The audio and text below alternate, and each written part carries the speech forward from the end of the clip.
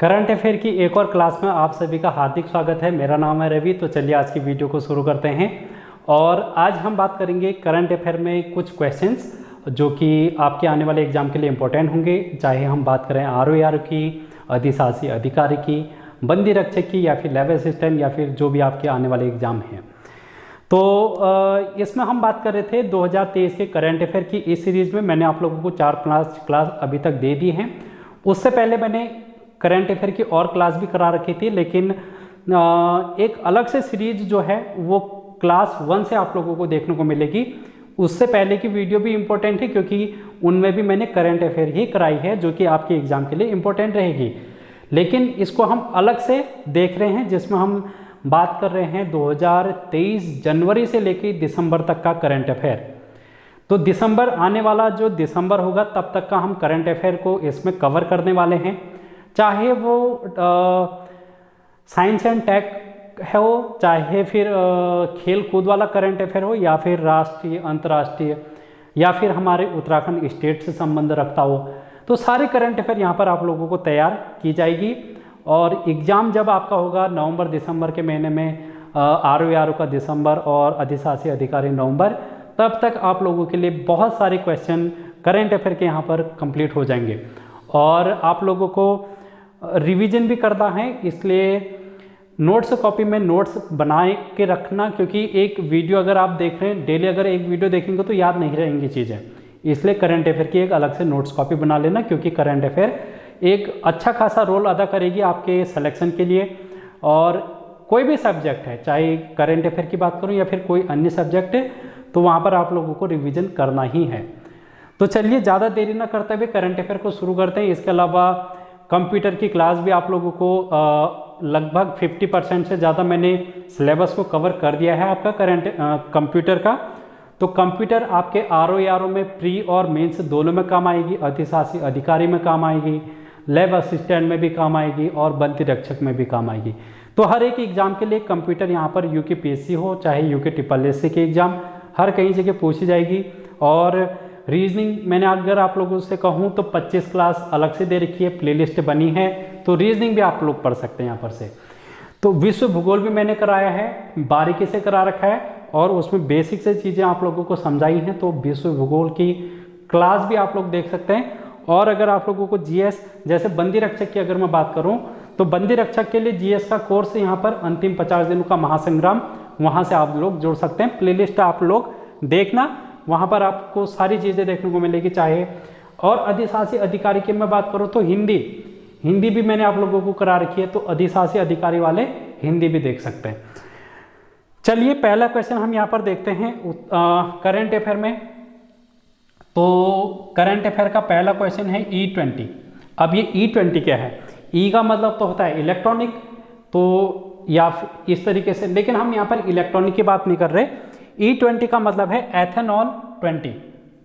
इसमें क्या है? एथेनॉल 20 है। अब ये 20 का मतलब है 20%। अब जो हम पेट्रोल यूज करते हैं गाड़ियों में, उसमें अब आने वाले समय में जो ये हमारी गाड़ियों में तेल है, इसमें पेट्रोल की मात्रा होगी 80%। पहले पूरा 100% पेट्रोल होता था, लेकिन अब 80% पेट्रोल और 20% यहाँ पर एथेनॉल होगा। एथेनॉल कितना परसेंट होगा? 20%। तो E20 क्या है? पेट्रोल में एथेनॉल को मिलाने की एक प्रक्रिया है जो कि 1 अप्रैल 2023 से शुरुआत इसकी हो चुकी है। ठीक है, तो यहाँ पर ध्यान में रखना है, हरदीप पुरी के द्वारा, जो कि हमारे पेट्रोलियम मंत्री हैं, केंद्रीय पेट्रोलियम मंत्री हरदीप पुरी, उनके द्वारा इसकी घोषणा की गई है। 1 अप्रैल 2023 से इसका संचालन शुरू हो चुका है। और इसका जो टारगेट आप लोग ध्यान में रखना कि सभी वाहनों में, हम जो जितने भी वाहन यूज कर रहे हैं उनमें सभी वाहनों में ये E20 का प्रयोग किया जाएगा। कब तक? 2025 तक। तो 2025 लास्ट तक हम लोग यहाँ पर पूरे तरीके से एथेनॉल का प्रयोग अपने पेट्रोल में करने लग जाएंगे। तो ये था पहला क्वेश्चन। अब सेकंड क्वेश्चन की अगर हम बात करेंगे, ई गवर्नेंस, ई गवर्नेंस। अब ये ई गवर्नेंस का मतलब क्या है? ई गवर्नेंस का मतलब होता है जो हमारे सरकारी कामकाज हैं, प्रशासनिक काम है, वो इलेक्ट्रॉनिक रूप में किए जाएंगे, यानी कि डिजिटल रूप में किए जाएंगे, यानी कि ऑनलाइन रूप में किए जाएंगे। अब ऐसा करने वाला ई गवर्नेंस में सारी सुविधाएं उपलब्ध करने वाला, यानी कि शासन प्रशासन को चलाने वाला, ई गवर्नेंस स्थापित करने वाला पहला यूनियन टेरिटरी।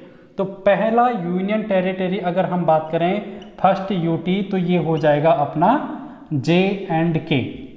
तो ये आप लोगों को यहाँ पर से ध्यान में रखना है, ठीक है। तो जम्मू कश्मीर में सरकारी जो भी काम है वो डिजिटल रूप में यहाँ पर किए जाएंगे। तो भारत का पहला केंद्र शासित प्रदेश बन गया है, आप लोगों को ध्यान में रखना है। अब इससे संबंधित कुछ चीज़ें हैं जो कि आप लोगों को यहाँ पर ध्यान में रखना है। यहाँ के जो लेफ्टिनेंट गवर्नर हैं, लेफ्टिनेंट गवर्नर बहुत बार पूछा जाता है, मनोज सिन्हा। अब जैसे ही हम लोगों ने देखा, सबसे पहले जम्मू कश्मीर में आर्टिकल 370 था और आर्टिकल 370 का जैसे ही रिवोक किया गया, उसके बाद हम यहाँ पर दो केंद्र शासित प्रदेशों के रूप में देखते हैं। एक तो है जम्मू कश्मीर और दूसरा है लद्दाख। अब ये जो कारनामा किया गया था ये 31 अक्टूबर 2019 को किया जाता है, यानी कि जम्मू कश्मीर यूनियन टेरिटरी के रूप में कब से जाने लगी है? 31 अक्टूबर 2019 से। तो ये डेट भी आप लोगों से बहुत बार एग्जाम में पूछी जा सकती है, क्योंकि ये भी एक प्रकार से हम लोग यहाँ पर करंट अफेयर में देखेंगे 31 अक्टूबर। अब थर्ड क्वेश्चन हम यहाँ पर देखेंगे। तीसरा क्वेश्चन को अगर आप लोग देखेंगे तो उत्तर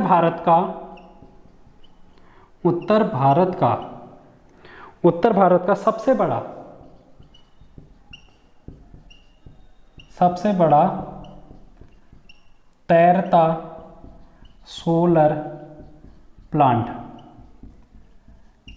तो आजकल हम देख रहे हैं सोलर एनर्जी का प्रयोग सबसे ज़्यादा मात्रा में प्रचलन में आ चुका है। तो तैरता हुआ सोलर प्लांट उत्तर भारत का कहाँ पर स्थापित किया गया है? ये क्वेश्चन आप लोगों से पूछा जा सकता है। तो उत्तर भारत की अगर हम बात करेंगे तो ये चंडीगढ़ में स्थापित किया गया है, चंडीगढ़ में, ठीक है। तो चंडीगढ़ में कहाँ पर? तो ये आप लोगों को ध्यान में रखना है, धनसा लेक में। कहाँ पर? धनसा लेक में इसको स्थापित किया गया है। अब तैरता हुआ सोलर प्लांट है तो वो कहीं ना कहीं पानी में तो होगा, तो इसलिए धनसा लेक आप लोगों से पूछी जा सकती है, जो हमारे उत्तर भारत का सबसे बड़ा तैरता हुआ सोलर प्लांट है। अब इसकी जो क्षमता है वो है, इसकी क्षमता आप लोगों से पूछी जा सकती है कितनी क्षमता का है ये? तो ये 500 kWp, kWp का मतलब है किलोवाट पीक। तो 500 किलोवाट पीक का यहाँ पर ये जो सोलर प्लांट है वो एनर्जी प्रोड्यूस करेगा। ये तो था उत्तर भारत का, लेकिन अगर आप लोगों से क्वेश्चन में दक्षिण भारत का पूछ लिया जाएगा तो दक्षिण भारत का हम यहाँ पर देखते हैं तेलंगाना में। कहाँ पर है ये? तेलंगाना में है। और तेलंगाना में कहाँ पर है ये? रामागुंडम में स्थित है। कहाँ पर है ये? रामागुंडम में, रामागुंडम में ये स्थित है। और इसकी जो क्षमता है वो कितनी है? 447। अब आप लोग कहेंगे ये 500, ये 447, लेकिन यहाँ पर मेगावाट है। तो मेगावाट बड़ा होता है, किलोवाट छोटा होता है। किलोवाट में 1000 और मेगावाट में 10 की पावर 6 वाट। तो ये आप लोगों को यहाँ पर से दक्षिण भारत का देखना है। तो ये दक्षिण भारत के अलावा पूरे भारत का भी है। ये दक्षिण भारत का ना होते हुए भारत का भी है, लेकिन उत्तर भारत का अभी स्थापित किया गया है, तो इसलिए आप लोगों को धनसा लेक में देखना है। इसके अलावा यहाँ पर हम देखेंगे भडला सोलर पार्क। क्या देखेंगे? एक आप लोग अलग से लिख लेंगे, भडला सोलर पार्क। ये कहाँ पर है? ये सोलर पार्क है, प्लांट नहीं। आप लोग हर एक शब्द को ध्यान में रखना। अभी मैंने सोलर प्लांट की बात की और ये सोलर पार्क है। तो भडला सोलर पार्क की अगर हम बात करेंगे तो ये जोधपुर में है, जोधपुर। और जोधपुर कहाँ पर है? ये है अपने राजस्थान में, ठीक। और ये क्या है? ये है विश्व का सबसे बड़ा सोलर पार्क। ये है विश्व का सबसे बड़ा, ठीक है, विश्व का सबसे बड़ा सोलर पार्क कहाँ पर है? बडला सोलर पार्क जोधपुर राजस्थान में स्थित है। तो 3 क्वेश्चन हो चुके हैं। 4th क्वेश्चन की ओर हम आगे को बढ़ेंगे। तो अपने उत्तराखंड से एक क्वेश्चन ले लेते हैं हम। उत्तराखंड से संबंधित क्वेश्चन भी आपके एग्जाम में पूछे जाते हैं करंट अफेयर के। तो उत्तराखंड के रुद्रपुर में एक महत्वपूर्ण चीज हुई है, इसको हम यहाँ पर देखेंगे। अब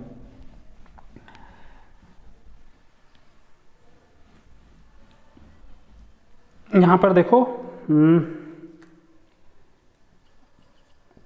green solar panel factory, green solar panel factory कहाँ पर स्थापित की गई है? तो ये स्थापित की गई है रुद्रपुर में। अब इसकी खासियत क्या है? इसकी खासियत ये है कि ये भारत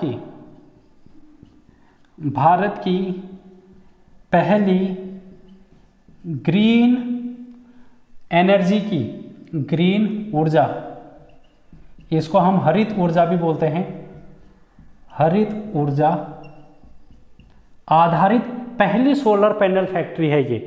तो भारत की पहली ग्रीन ऊर्जा पर आधारित सोलर पैनल फैक्ट्री है जो कि रुद्रपुर में स्थापित की गई है। यहाँ पर से एक क्वेश्चन और बन जाएगा, इसकी क्षमता आप लोगों से पूछी जाएगी। इसकी क्षमता आप लोग लिख लेंगे। तो इसकी क्षमता है यहाँ पर 500 मेगावाट, 500 मेगावाट इसकी क्षमता है। इसके अलावा इसका जो स्थापित किया गया है, इसको किस कंपनी के द्वारा? तो लुमिनेंस टेक्नोलॉजी।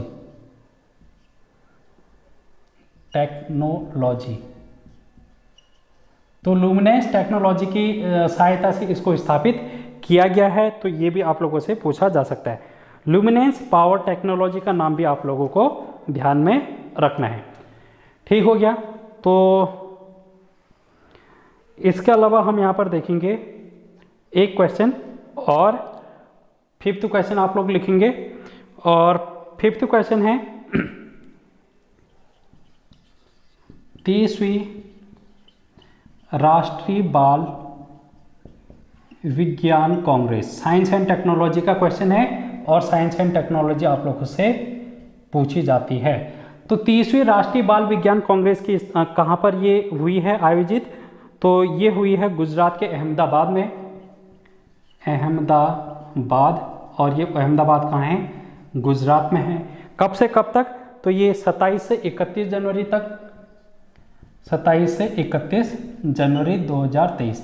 अब देखो ये जनवरी का करंट अफेयर है, ठीक है ना। तो मैंने आप लोगों से पहले कह रखा है कि मैं यहाँ पर आप लोगों को जनवरी से लेके आगे तक की करंट अफेयर करा रहा हूँ। तो ये तो था 5th क्वेश्चन।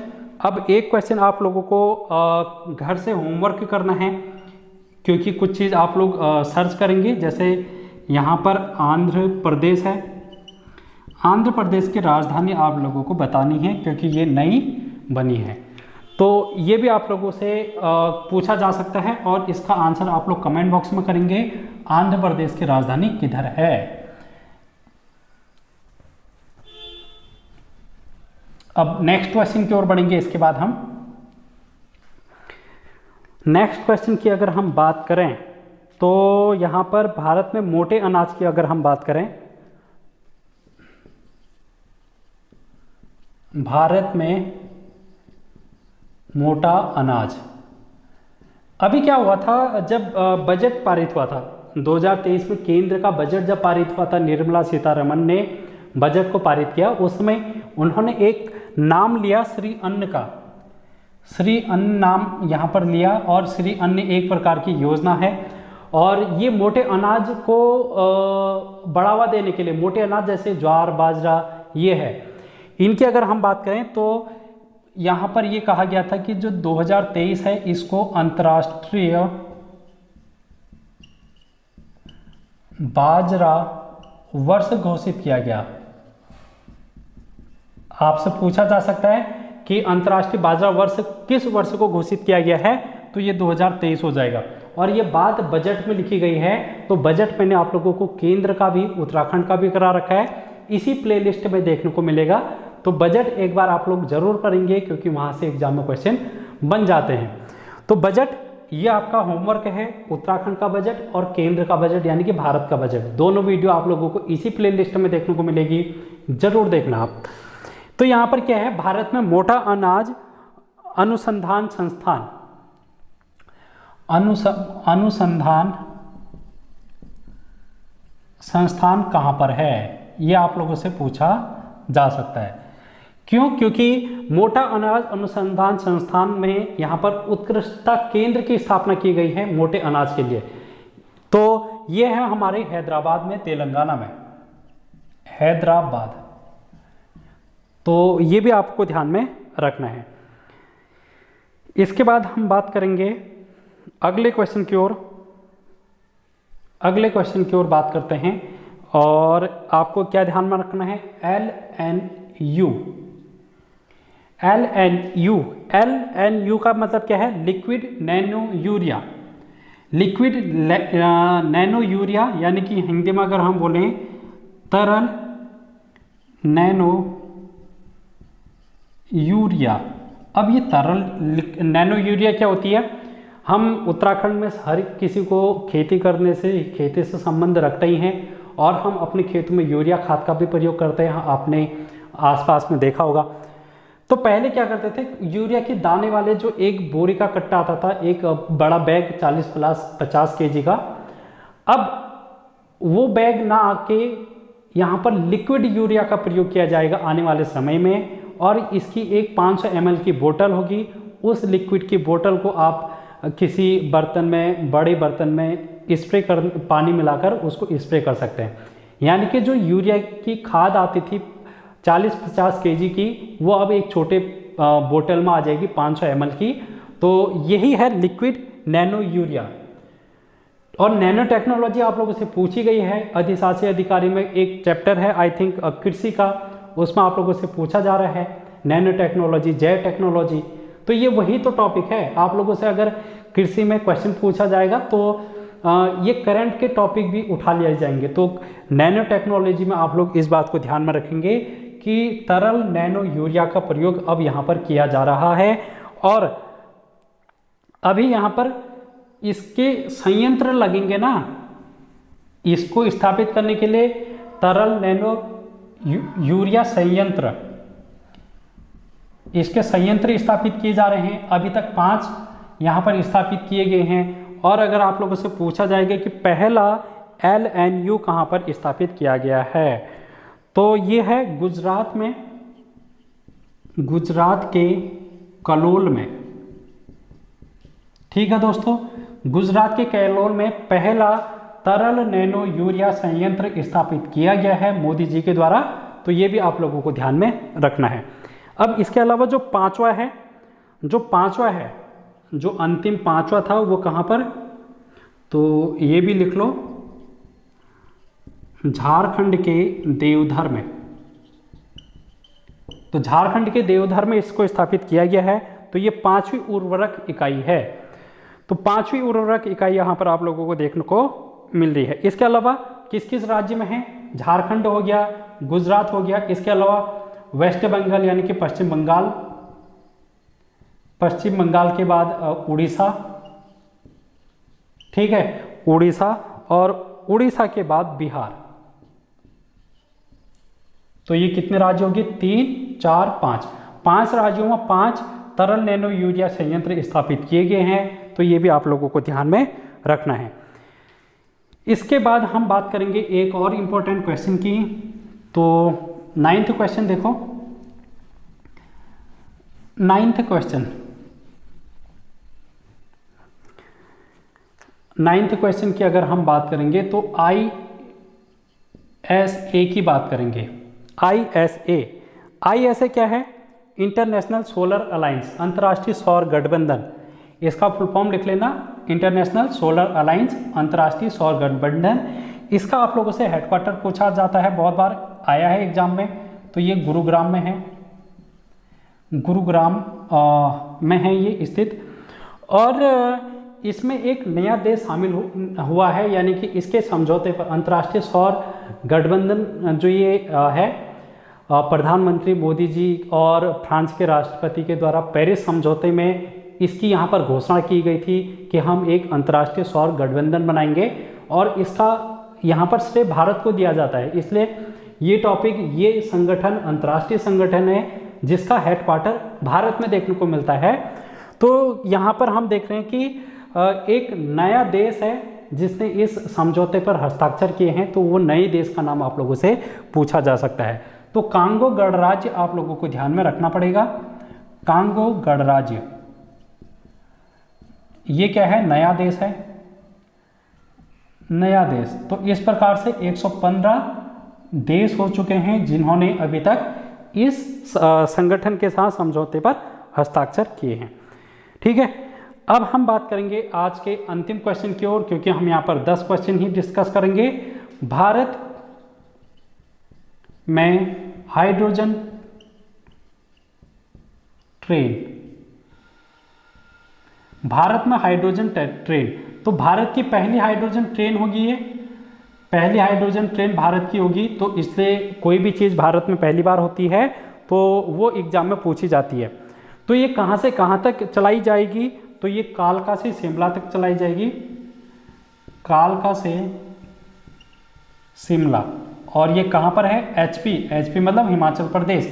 कालका से शिमला में ये भारत में हाइड्रोजन से चलने वाली ट्रेन शुरू की जाएगी। ये दिसंबर माह तक इसका शुभारंभ कर दिया जाएगा। अभी ये कार्यरत है ये काम।